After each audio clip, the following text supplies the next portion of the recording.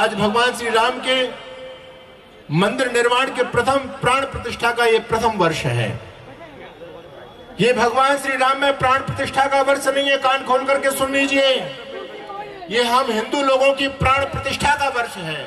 हम निष्प्राण हो चुके थे और अयोध्या में मंदिर बन करके हम हिंदू लोगों में प्राणों का संचार हुआ है। आज ये जितने भी लोग बैठे हुए हैं ये सभी श्री राम के भक्त, ये सभी प्राणवान हैं, ऊर्जावान हैं। और ये काम हुआ है अयोध्या के अंदर भव्य श्री राम के मंदिर बन जाने के बाद में। मैं आपकी उपस्थिति को नमन करते हुए आने वाले कुछ खतरों के बारे में आपको बताना चाहता हूं, अपने मुख्य विषय पर आना चाहता हूं जिसके लिए मैं आपके बीच में आया हुआ हूं। बंधु, आज भगवान श्री राम और भगवान श्री कृष्ण की संस्कृति को खत्म करने का दुनिया में बहुत बड़ा षड्यंत्र चल रहा है। रामकृष्ण के वंशजों पर बहुत बड़ा संकट आने वाला है। आप लोग निश्चिंत बैठे हुए होंगे। आप लोगों को ऐसा लगता होगा कि महाराज आप क्या बात कर रहे हो, कौन सा संकट आने वाला हमारे ऊपर है।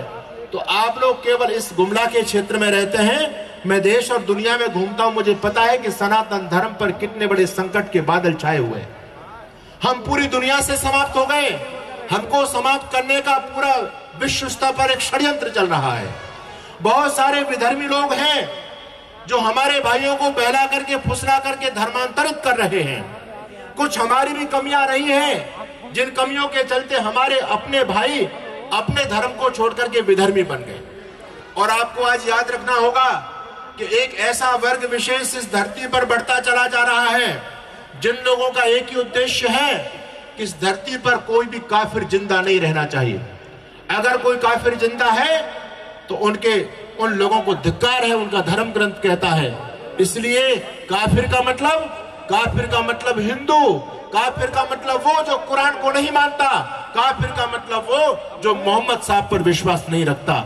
हम सभी रामकृष्ण के वंशज हैं। हम वेद को मानने वाले हैं, गीता को मानने वाले हैं, गंगा को मानने वाले हैं। हम कुरान को और मोहम्मद को नहीं मानने वाले, तो हम उनकी दृष्टि में हुए काफिर। और हम काफिरों के लिए जो वो बर्ताव आज इस धरती पर कर रहे हैं, अब तक उनका जो आचरण रहा है, अब तक उनका जो इतिहास रहा है, और आगे जो नर पिशाच इस धरती पर तांडव करने वाले हैं, इसलिए मैं आज आपको जागरूक करना चाहता हूं। आप बांग्लादेश के अंदर देख रहे हैं कि स्थिति क्या भयानक हो चुकी है। 6-6 साल की बेटियों के साथ में बलात्कार किए जा रहे हैं। रक्तस्राव से हमारी बेटियों की मृत्यु हो रही है। और भारत देश के अंदर बंगाल में जाकर के देखो, बिहार में जाकर के देखो, पूर्णिया आदि ऐसे जिले हैं जहां पर रामकृष्ण के वंशज आज समाप्त हो गए हैं। दूसरी विचारधारा और संस्कृति को मानने वाले लोग धरती पर बढ़ते चले जा रहे हैं। मुझे दुख इस बात का है कि आज रामकृष्ण के वंशजों से रामकृष्ण की जमीन छीनी जा रही है। लेकिन हिंदुस्तान के लोग जो अपने आप को रामकृष्ण का अनुयायी कहते हैं, वो निश्चिंत बैठे हुए हैं। 7 समंदर पार से आकर के क्रिश्चियन लोग, विधर्मी लोग और अरब से आने वाले वो लोग हमारे देश में आकर के आज हमको धमका रहे हैं। हिंदू सोया हुआ है। मैं तो कहता हूं कि आज कुंभकर्ण के बाद में यदि किसी ने नींद ली है तो वह हिंदू ने ली है। कुंभकर्ण के बारे में हम लोग सुनते थे कि कुंभकर्ण केवल 6 महीने सोता था और 6 महीने तक जागता था, लेकिन इस हिंदू ने कुंभकर्ण को भी मात दे दी है। ये तो अब तक जगने का नाम ही नहीं ले रहा। हम पूरी दुनिया से समाप्त होते चले जा रहे हैं बंधुओं। और दूसरी विधर्मी शक्तियां आपके देश में, आपके आसपास बढ़ती चली जा रही हैं। अगर यही स्थिति होती रही तो याद रखना, आने वाले समय में आपकी बहन बेटियों की इज्जत, आपकी प्रॉपर्टी और आपके मकान दुकान सुरक्षित नहीं है। इतना बड़ा षड्यंत्र इस देश में चल रहा है। हिंदू सोया हुआ है। अरे भगवान श्री राम ने तो विधर्मियों का विध्वंस किया था। निश्चरहीन कर्म ही भुज उठाए प्रणकीन, मर्यादा पुरुषोत्तम श्री राम और योगेश्वर भगवान श्री कृष्ण, ये तो हमारे आदर्श हैं। इन्होंने अपने सनातन धर्म की रक्षा के लिए उस समय के जो अधर्मी लोग थे, विधर्मी लोग थे, उनका विध्वंस किया। आज रामकृष्ण के भक्तों पर पुनः वही संकट मंडरा रहा है। इसलिए मैं आज आपको जगाना चाहता हूं। इस देश के अंदर धर्मांतरण चरम सीमा पर फैल रहा है। आपका ये गुमला का क्षेत्र बचा हुआ नहीं है, ध्यान रखना इस बात को। और केवल गुमला का क्षेत्र ही नहीं, पूरा झारखंड। मैं किसी पार्टी का सदस्य नहीं हूं, लेकिन आप अच्छी तरह इस बात को जानते हैं कि कुछ लोगों ने बहुत बड़े पैमाने पर सत्ता का दुरुपयोग करते हुए लोगों को धर्मांतरित किया। और हमारे रामकृष्ण के वंशज जिनके सिर पर कभी चोटी हुआ करती थी, गले में जने हुआ करता था, उन रामकृष्ण के वंशजों के सिर से चोटी कट गई और सिर पर टोपी आ गई और गले से जनेऊ छूट गया और गले के अंदर क्रॉस आ रहा है। हिंदुओं, आज जागने की आवश्यकता है। केवल आप जय जयकार के नारे लगा करके भजन सुनकर के यहां से चले जाओ, उससे कल्याण होने वाला नहीं है। आज आपको एक संकल्प लेकर के यहां से जाना होगा। इस धर्म को बचाना है, इस देश को बचाना है। ये देश हमारा है, ये हमारे पूर्वजों की भूमि है, ये भगवान श्री राम और कृष्ण की भूमि है। यहाँ किसी विधर्मियों का कोई दावा नहीं हो सकता। ये भूमि आर्यों की है, हिंदुओं की है और हिंदुओं की भी रहेगी। और जो इस भूमि पर गिद्ध दृष्टि डालेगा तो आपके अंदर वो सामर्थ्य होना चाहिए, क्योंकि आप रामकृष्ण के वंशज हैं। भगवान रामकृष्ण वीरता के पैमाने हैं, वीरता के मापदंड हैं। तो हम कभी कायर बनकर के जीवन क्यों जिए? इसलिए मेरा निवेदन, आने वाले संकटों को समझो। इस देश में 4 शत्रु हैं जो हिंदू लोगों को खत्म करने का भयंकर प्लानिंग कर रहे हैं। पहला शत्रु है इस्लाम, जिनका उद्देश्य है कि काफिर को धरती पर नहीं रहना।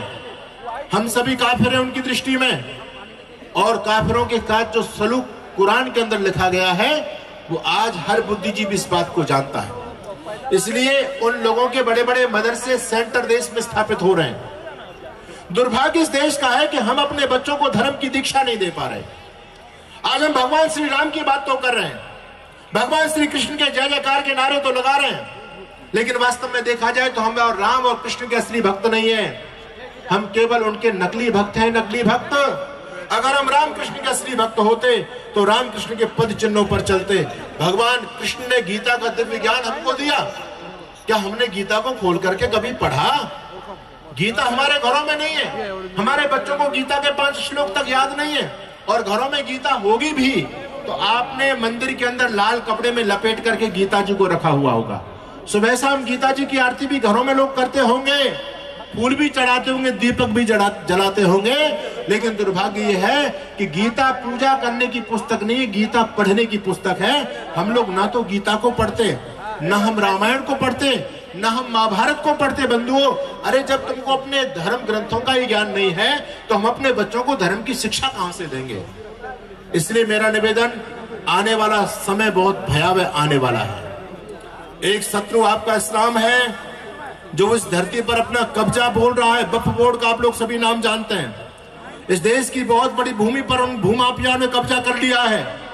और दूसरी बात, अनेक प्रकार के जिहाद चला करके, लव जिहाद, ऐसे गंदे गंदे जिहाद चला करके हमारी बहन बेटियों को टारगेट किया जा रहा है। हजारों की संख्या में हमारी बहन बेटियों को हर साल हमारे घरों से लेकर के जा रहे हैं वो लोग। लव जिहाद है, लैंड जिहाद है, फूड जिहाद है, एजुकेशन जिहाद है। हर बहन बेटियों पर गिद्ध दृष्टि उन विधर्मी लोगों की गड़ी हुई है। इसलिए मैं आपको आगाह करना चाहता हूं कि सावधान हो जाओ। आपकी बहन बेटी और आपकी संपत्ति सुरक्षित नहीं है। हिंदुओं, किस भरोसे में सोए हुए हो? मैं देखता हूं हिंदू समाज की स्थिति क्या हो गई। हम केवल आज चमत्कारों पर विश्वास करते चले जा रहे हैं। देश के जो हालात होते चले जा रहे हैं, हमको उसकी कोई चिंता नहीं है। हम आज भी ये कहते हैं कि कोई चमत्कार होगा, और चमत्कार होगा तो भगवान आएंगे धरती पर अवतार लेकर के और भगवान हमारी रक्षा करेंगे। अरे भोले हिंदुओं, किस भ्रम में आप लोग बैठे हुए हो?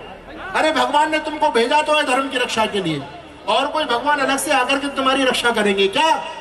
ध्यान रखना, इस देश के अंदर लाखों मंदिरों को तोड़ा गया। आपका नालंदा, कौन नहीं जानता नालंदा, तक्षशिला, विक्रमशिला, उद्यंतपुरी जैसे बड़े बड़े शिक्षा के केंद्रों को विधर्मियों ने जला दिया। हमारे लाखों मंदिरों को तोड़ा गया। अयोध्या का मंदिर हो, मथुरा का मंदिर हो, सोमनाथ का मंदिर हो, जम्मू कश्मीर के वो हजारों मंदिरों की श्रृंखला है, सारे मंदिरों को नेस्तनाबूद किया। ध्यान रखना, भगवान नहीं आए और तुम भगवान के भक्त, भगवान के भरोसे बैठे रह गए। और बंधुओं, भगवान ने आपको बुद्धि दी है, भगवान ने आपको सामर्थ्य दिया है। भगवान, आप ही भगवान के रूप में धरती पर हो। आप अपने धर्म केंद्रों की रक्षा नहीं कर पा रहे और हम भगवानों के भरोसे बैठेंगे, भगवान अवतार लेंगे। इस भ्रम को निकालिए, अपने आप को उद्यत कीजिए धर्म की रक्षा के लिए। आज धर्म पर संकट है तो पहला शत्रु है इस्लाम। 4.5 लाख मदरसे देश में काम कर रहे हैं, अनेक प्रकार के जिहाद इस देश में काम कर रहे हैं। लव जिहाद, जिहाद का मतलब होता है लड़ाई और लव का मतलब होता है प्यार। वो प्यार करके भी आपकी संख्या को खत्म करने का षड्यंत्र इस देश में चल रहा है। दूसरी तरफ है क्रिश्चियनिटी, बहुत तेजी से आज बढ़ रही है, बहुत तेजी से। आपके छत्तीसगढ़ में, आपके झारखंड के अंदर, बिहार के अंदर, हरियाणा, पंजाब के अंदर देश के बड़े बड़े प्रांतों के अंदर वो लोग पहुंच चुके हैं। इसलिए आने वाला समय बहुत भयावह होने वाला है। रामकृष्ण के वंशज रोज धर्म परिवर्तन करते चले जा रहे हैं। अपने बच्चों को संभालो, अपने बच्चों को धर्म की शिक्षा दीजिए। अगर आपने अपने बच्चों को धर्म की शिक्षा दी तो आपके बच्चे धर्म से जुड़ करके रहेंगे। वो अपनी गर्दन कटा सकते हैं लेकिन धर्म नहीं छोड़ सकते। और यदि आपने अपने बच्चों को धर्म की शिक्षा नहीं दी है तो फिर तो लोग एक बोरी चावल में और कुछ चीनी में धर्म परिवर्तन भी कर लेते हैं। बालवीर हकीकत राय का नाम कौन नहीं जानता?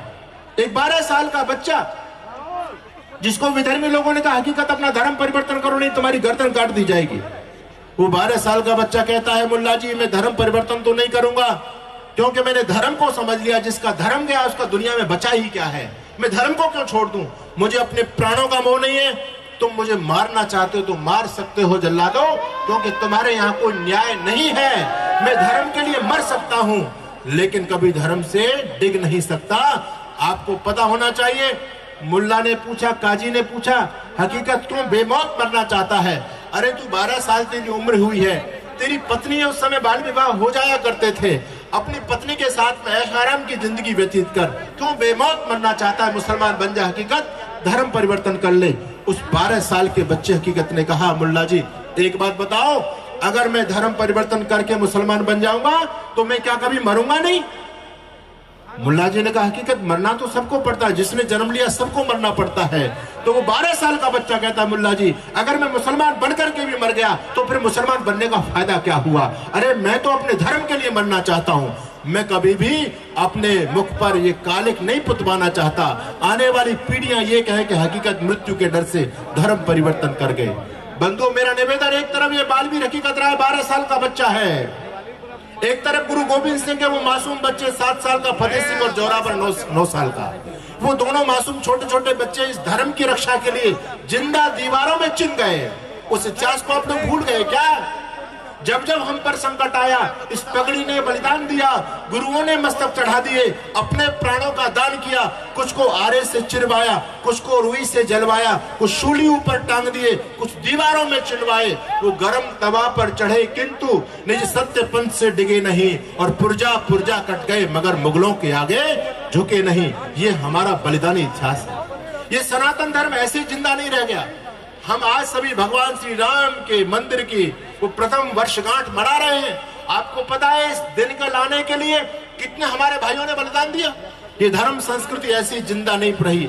आप तक ये परंपरा ऐसी नहीं आ गई। अब आपका धर्म बनता है, आपका दायित्व बनता है कि आप भी इस धर्म की परंपरा को अपने बच्चों के अंदर सिंचित करें, इस धर्म की बेल को अपने घर के अंदर बोएं और अपने बच्चों को धर्म और संस्कृति से जोड़ें।